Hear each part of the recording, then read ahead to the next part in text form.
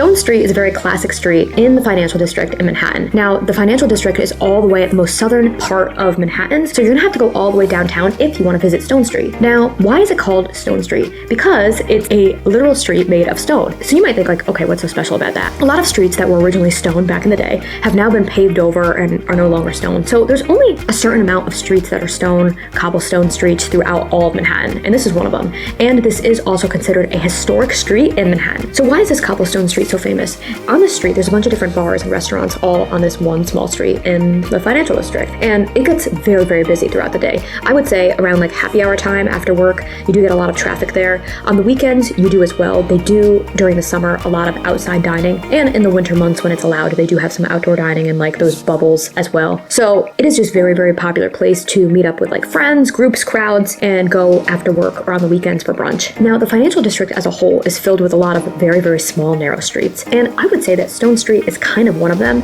It might not be as narrow as some of the other streets because there are so many different like restaurants and bars here, but compared to other areas where you are going out for a drink with friends, it can get a little bit cramped. And when it's really, really busy, you kind of feel like you're on top of each other. So that's just something to be aware of. If you don't like being in like huge crowds, if you're going during a very busy time of year or day, Stone Street might not be the place that you want to go to. So I remember I've been to Stone Street for like certain holidays. I think one year I was there for St. Patrick's Day. One year I was there for Cinco de Mayo.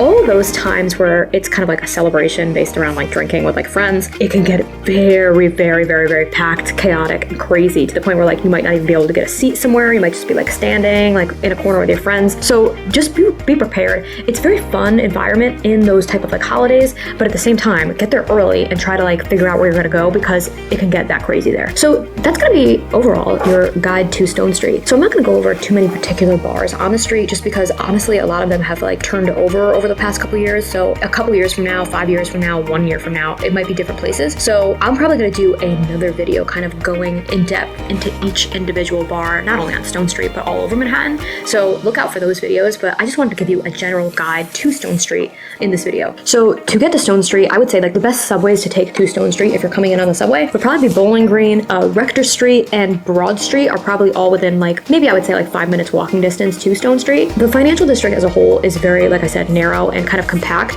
So really anywhere that you get off in the financial district, you can easily walk to Stone Street in a few minutes. So I hope that was helpful in explaining Stone Street to you and its importance in New York City because it is a very famous street and a lot of people know it as kind of like a, not really so much like a nightlife scene because you're not gonna like wear a little black dress to Stone Street, but it's more just like a drinking, like fun, casual scene, I would say. So I hope that helps you understand Stone Street and if you should go there or not. Now, a lot of the kind of like touristy, like main attraction things in New York City, I do kind of think that you should always see at least one time just so you understand the neighborhood and understand why people like it or not and then make your own decision. So I have been to Stone Street many times. Do I go out in Stone Street often? No, I don't. I don't think a lot of locals do, but that's just a guide to Stone Street, at least from my experience. So if you guys have anything to share about Stone Street, please share them in the comments because like always, I love hearing from you guys.